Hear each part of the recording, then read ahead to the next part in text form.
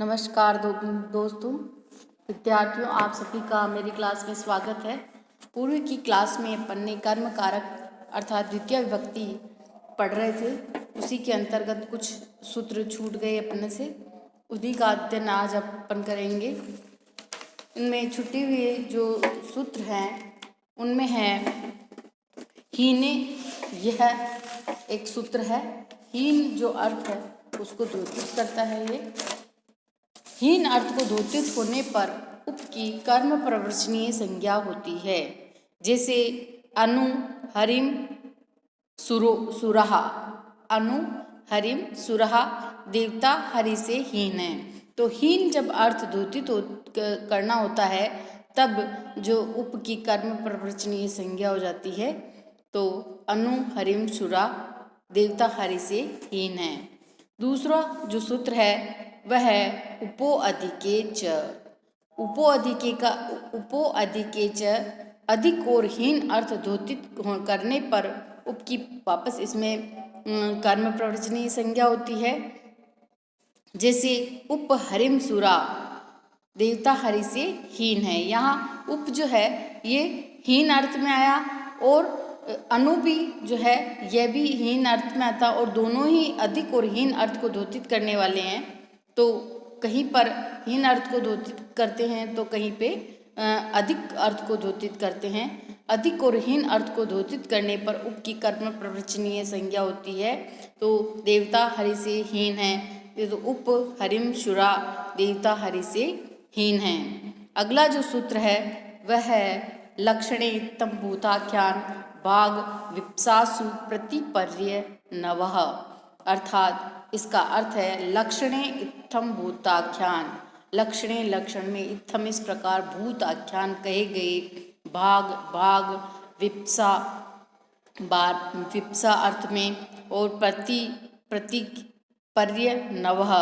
लक्षणा इत्थम भूताख्यान भाग विप्सा, इन अर्थों का विषय होने पर प्रति परि अनु की क्या होती है, कर्म प्रवचनीय संज्ञा हो जाती है और उसके योग में द्वितीय विभक्ति का प्रयोग होता है। जैसे उदाहरण से अपन समझेंगे इसमें कि लक्षणम, लक्षण अर्थ है कि इस लक्षण अर्थ को द्योतित कर रहे हैं इसमें कि वृक्षम प्रति परि अनुवा विद्योतते विद्युत, कि वृक्ष की ओर बिजली चमकती है। तो यहाँ जो लक्षण है वह वृक्ष की ओर, तो इस वृक्ष शब्द में जो है द्वितीय विभक्ति का प्रयोग होगा। इसकी जो है कर्म प्रवचनीय संज्ञा होगी वृक्षम की, और उसमें द्वितीय विभक्ति का प्रयोग होगा कि वृक्ष की ओर क्या है, विद्योतते विद्युत, बिजली चमकती है। इसी प्रकार जो इत्थम भूत लक्षणे, इस प्रकार जो लक्षण अर्थ में है कर्म प्रवचनीय संज्ञा होकर द्वितीय विभक्ति का प्रयोग होता है। भक्तो हरिम प्रति पर्यनुवाह, भक्त हरि के प्रति हैं। तो यहाँ पे जो है हरिम की द्वितीय कर्म प्रवचनीय संज्ञा होकर द्वितीय विभक्ति का प्रयोग हुआ। भाग अर्थ में लक्ष्मी हरिम प्रति पर्यनुवाह, प्रति परि नुवा, इन अर्थों के योग में कर्म प्रवचनीय संज्ञा हुई हरि की और लक्ष्मी की, इनमें द्वितीय विभक्ति का प्रयोग हुआ। विप्सा अर्थ में, विप्सा का अर्थ है बार बार, एक शब्द का बार बार प्रयोग होना, तो उसमें भी उसकी कर्म प्रवचनीय संज्ञा होकर द्वितीय विभक्ति होती है। वृक्षम वृक्षम पर्यनुवाह, प्रत्येक वृक्ष पर, अर्थात प्रत्येक वृक्ष पर क्या है, प्रत्येक वृक्ष पर बिजली चमकती। तो यहाँ पे विप्सा अर्थ को प्रदर्शित किया गया। विप्सा का अर्थ है बार बार प्रयोग, एक शब्द का दो बार प्रयोग। विप्सा वृक्षम वृक्षम, वृक्ष पर, वृक्षम वृक्षम प्रति पर्यनुवा, प्रत्येक वृक्ष पर है जो बिजली चमकती है। आगे जो है मैं इसी विभक्ति के आधार पे जो ये आपको अभ्यास प्रश्न दे रही हूँ संस्कृत के अनुवाद करने के लिए, ये आपको करना है। इनमें है, पहला है राजा दशरथ यशस्वी था। दूसरा है कृष्ण गाय से दूध दुहता है, वह चावलों से भात पकाता है, चोर कृपण का धन हरता है, वह बालक से रास्ता पूछता है। हरि वैकुंठ में रहते हैं, नगर के दोनों ओर उपवन है और वह महीने भर पढ़ता है। तो इन जो ये 8 वाक्य मैंने आपको संस्कृत में अनुवाद करने के लिए दिए हैं, इनका संस्कृत में आपको अनुवाद करना है। जो कर्म कारक है उसी कर्म कारक में द्वितीय विभक्ति का प्रयोग होता है। तो द्वितीय विभक्ति में कौन कौन से सूत्र से इसमें लगेंगे उसको बताते हुए आपको ये 8 ही वाक्य संस्कृत में अनुवाद करने हैं। इसके पश्चात जो मैं आपको ये दे रही हूँ प्रश्न पत्र, इसको करने के लिए इसमें भी है जो ये वाक्य हैं, 7 वाक्य हैं ये है। इसमें स्थूल अक्षर जो शब्द हैं, बड़े जो शब्द हैं, उनमें उन पदों में विभक्ति और नियम बताने हैं कि कौन सी विभक्ति लगी और कौन से सूत्र के द्वारा लगी। तो पहला वाक्य है वृक्षम अवचिनोति फलानि, कि वृक्षम में कौन सा जो है विभक्ति हुई और कौन से सूत्र से हुई। हरि वैकुंठम अधिशेते, हरि वैकुंठम अधिशेते में कौन सा सूत्र लगा और इसमें कौन सी विभक्ति है। भवनम निक्षा वापी, इसमें कौन सा सूत्र लगा। सुरेशम शतम मुष्णाति, सुरेश जो है सुरेशम शतम मुष्णाति, इसमें कौन सा नियम और कौन सी विभक्ति लगी। पर्वतम प्रति मेघो गर्जति, इसमें कौन सा नियम है, कौन सी विभक्ति है। गुरु शिष्यम धर्मम भाषते, गुरु शिष्य से धर्म को कहता है, तो इसमें कौन सा सूत्र लगा, कौन सी विभक्ति आई। प्रत्यय ग्रामम भारम वहति, इस वाक्य में भी है जो कौन सी विभक्ति और क्या नियम है, इनके बारे में आपको लिख के मुझे बताना है। ये आपका गृह कार्य है। आगे की जो विभक्ति है वो मैं पढ़ा रही हूँ करण कारक। करण कारक, करण कारक के अंतर्गत जो है करण कारक में ये करण कारक में किसे कहते हैं और इसमें कौन सी विभक्ति होती है। ये करण कारक अर्थात तृतीय विभक्ति का द्योतक है। करण कारक में तृतीय विभक्ति होती है। करण कारक किसे कहते हैं। क्रिया की सिद्धि में जो अत्यंत सहायक होता है उस कारक की करण संज्ञा होती है।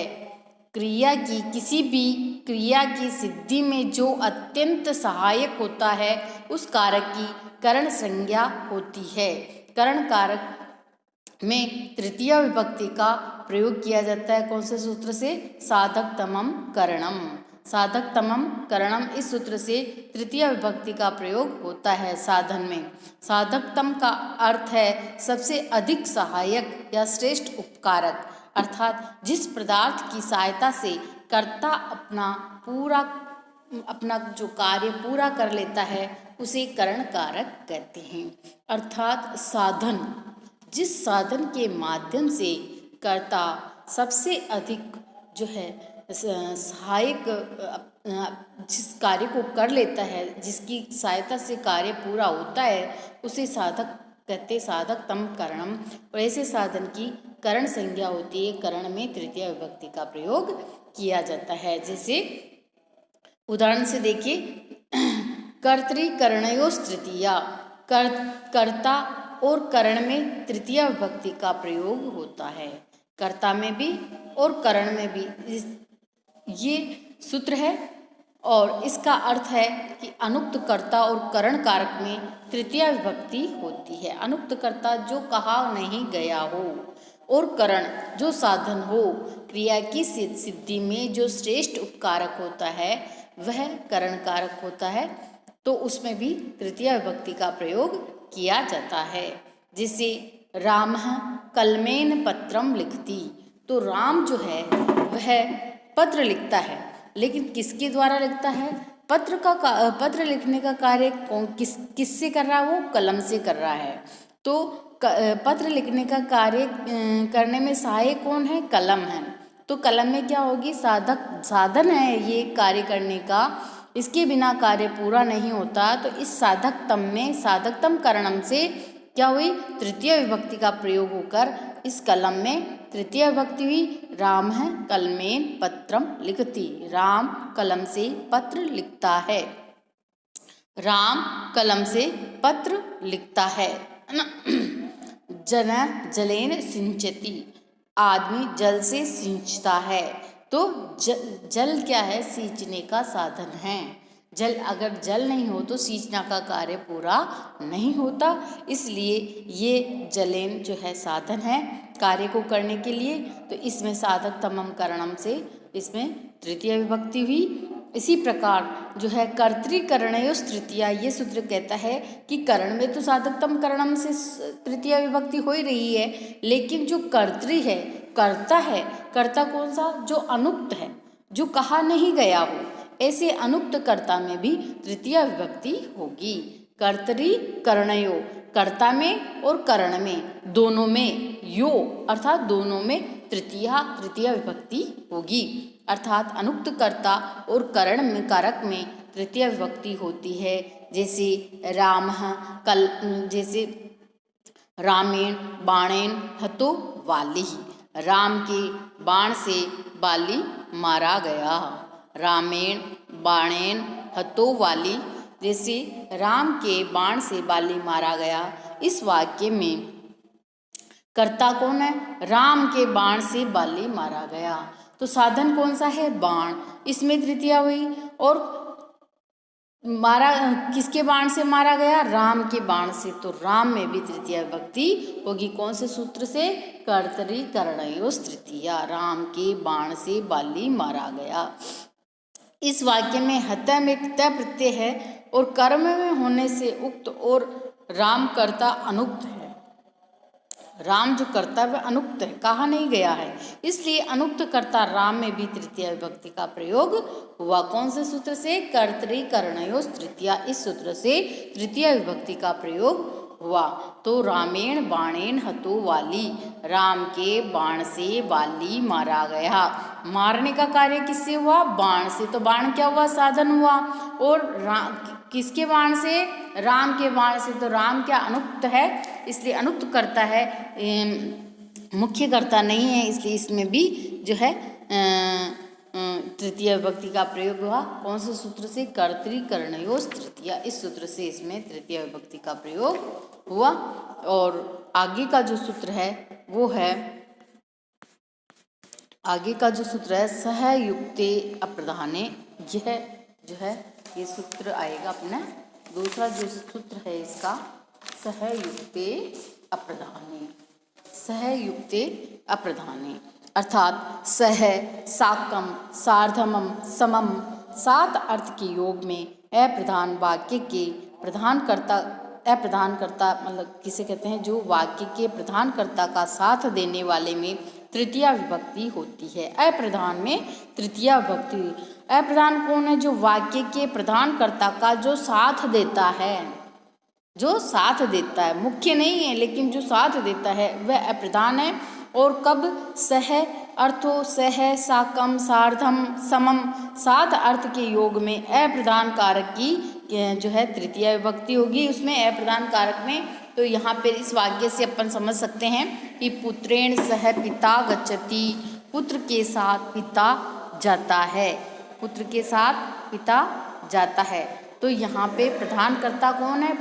पिता है, लेकिन जो साथ कौन जा रहा है? पुत्र जा रहा है। तो अप्रधानकर्ता कौन हुआ? पुत्र हुआ। तो अप्रधानकर्ता पुत्र में सह के योग के कारण इसमें सहयुक्ते अप्रधाने, इस सूत्र से जो है तृतीय विभक्ति हुई। वापस देखिए, इस सूत्र में ही इसी का अर्थ छिपा हुआ है, सहयुक्ते अप्रधाने। सह के योग में अप्रधान कारक की करण संज्ञा होगी। सह, सह, साकम, सार्धमम, समम, सात अर्थ के योग में अप्रधाने, अप्रधान कारक की कर्म संज्ञा होगी, करण संज्ञा होगी। और करण में साधक तम सूत्र से तृतीय विभक्ति का प्रयोग हो जाएगा। तो यहाँ पे पुत्रेण सह पिता गच्छति, पुत्र के साथ पिता जाता है।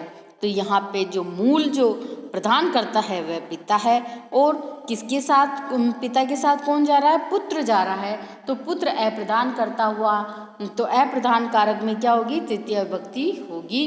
कौन से सूत्र से? सहयुक्ते अप्रधान है, इस सूत्र से। तो इसमें तृतीय विभक्ति का प्रयोग हुआ।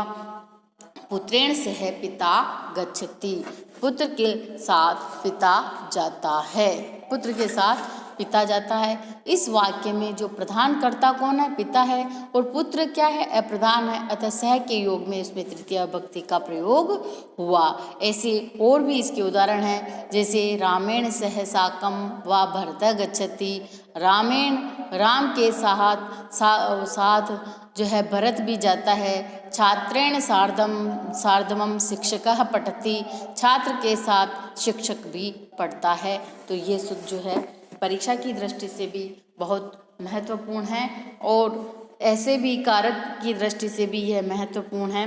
इस सूत्र के पश्चात जो दूसरा जो सूत्र है प्रकृत्यादिव्य उपसंख्यानम, यह है इसका सूत्र, वो अपन पढ़ लेते हैं। प्रकृत्यादिव्य उपसंख्यानम, यह गया प्रकृत्यादिव्य उपसंख्यानम, ये सूत्र है इसी जो करण कारक में। इसका अर्थ है प्रकृति, प्राय, गोत्र आदि शब्दों से तृतीया विभक्ति होती है। प्रकृति, प्राय, गोत्र आदि शब्दों के से तृतीया विभक्ति होती है। यथा जैसे जिस प्रकार प्रकृत्यः दयालु, स्वभाव से क्या है? दयालु। तो प्रकृति शब्द आया ना, इस प्रकृति शब्द में तृतीया विभक्ति होगी। तो प्रकृति शब्द में तृतीया विभक्ति करने पर क्या बना? प्रकृत्यः। क्या बना? प्रकृत्यः। स्वभाव से क्या है? दयालु है। प्रायेण याज्ञिक है, प्राय याज्ञिक है। तो ये प्राय शब्द आया, इसकी तृतीया विभक्ति होगी इसमें प्राय शब्द में, तो क्या बना? प्रायेण। गोत्रेण गार्ग्य है, गोत्र से गार्ग्य है। सुखेन जीवति, सुख से जीवता है। और द्विद्रोणेन धान्यम क्रीणाति, दो द्रोण संबंधी धान को खरीदता है। दुखेन याति, दुख से जाता है। तो बहुत सी बार ये भी परीक्षा में बहुत सी बार सूत्र आया हुआ है, तो इसको समझ लीजिए अच्छी से। प्रकृत्यादिभ्य उपसंख्यानम, प्रकृति आदि जो शब्द है, प्रकृति आदि के अंतर्गत प्रायः, गोत्र आदि शब्दों से तृतीया विभक्ति होती है। इन शब्दों में क्या होगी? तृतीया विभक्ति होगी। प्रकृति स्वभाव से दयालु है, अर्थात प्रकृति आ गई तो प्रकृति में तृतीया विभक्ति होगी। प्रकृत्या दयालु। प्राय शब्द आया, प्राय याज्ञिक है, तो प्रायेण याज्ञिक है, इसमें तृतीया विभक्ति होगी प्राय शब्द में। गोत्रेण गार्ग्य, गोत्र से गोत्र आ गया इसमें, तो गोत्रेण गार्ग्य, गोत्र से गार्ग्य है, तो इसमें तृतीया विभक्ति हुई। सुखेन, सुख पूर्वक जीता है, तो सुखेन तृतीया विभक्ति हुई। दुखेन याति, दुख से जाता है, तो इसमें तृतीया विभक्ति हुई। इस प्रकार जो है ये तृतीया विभक्ति के सूत्र कुछ अपन ने पढ़े हैं। अगर आपको समझ में आ गया है तो आप कमेंट्स के द्वारा बताइए, और नहीं समझ में आया है तो आप मुझे वो भी बताइए, ताकि मैं इससे अच्छा और वापस इसको समझाऊं। धन्यवाद। आगे की क्लास में हम बचे हुए जो सूत्र हैं उनको हम पढ़ लेंगे करण कारक के। धन्यवाद।